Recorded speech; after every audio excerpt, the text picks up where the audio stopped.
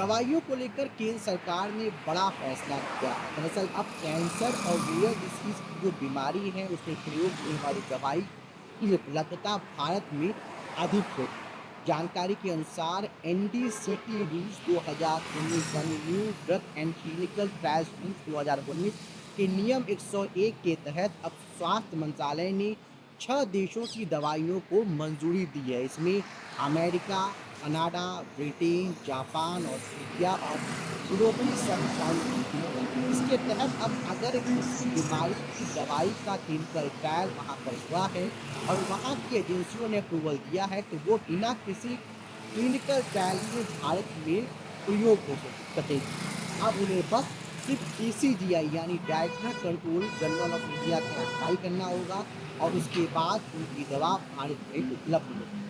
पहले नियम ये था कि किसी भी दवाई का तो भारत में क्लिनिकल ट्रायल होता था। इसमें 5 से 10 साल, 15 साल, 20 साल का समय लगता था, लेकिन अब उस प्रक्रिया को हटा दिया गया है। जानकारी के अनुसार जो फार्मास्यूटिकल कंपनी थी, वो इसकी लंबे समय से मांग कर रही थी।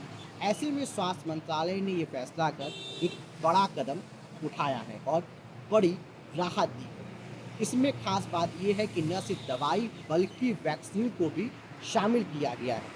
अब इसके मुख्य तरजीही फ़ायदे हैं कि दवाइयाँ अब सस्ते दाम में उपलब्ध हो सकेंगी।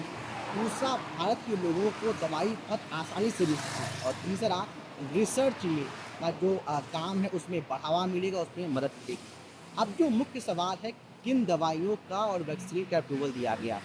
तो सबसे पहले जो रेयर डिसीज़ है, जिसकी दवाइयाँ बहुत गिनी-चुनी 1, 2 या 3 होती हैं, जैसे कैंसर है, तो उसको अप्रूवल दिया गया है। उसके अलावा जीन और सेलुलर थेरेपी को लेकर, जैसे कैंसर बीमारी में थेरेपी होती है, उसमें प्रयोग होने वाली ड्रग्स जो है, दवाइयाँ हैं, उसको मंजूरी दी गई है। इसके अलावा महामारी को लेकर, महामारी में जो नई दवाई बनती है, उसको अप्रूवल दिया गया है। इसके अलावा स्पेशल डिफेंस पर्पज़ को लेकर कई जगह आपने देखा हो कि मौसम की चुनौतियाँ होती हैं, खासकर बॉर्डर के इलाके में, तो वहाँ पे टेम्परेचर एडजस्ट करने में दिक्कत होती है। भारत का जो एरिया है, जहाँ पे बहुत ज़्यादा ठंडी होती है, तो वहाँ जो सैनिक होते हैं, उनको टेम्परेचर एडजस्ट करने में दिक्कत आती है। उसको लेकर अगर कोई दवाई बनती है, उसको भी अप्रूवल दिया गया है। और जो सबसे अहम है, अगर मान लीजिए कोई बीमारी एग्जिस्ट कर रही है और उसकी दवाई भारत में बनी हुई है और लाभकारी है, लेकिन इससे बेहतर दवाई अगर इन 6 देशों में बनी है, तो उसको भी मंजूरी दी गई।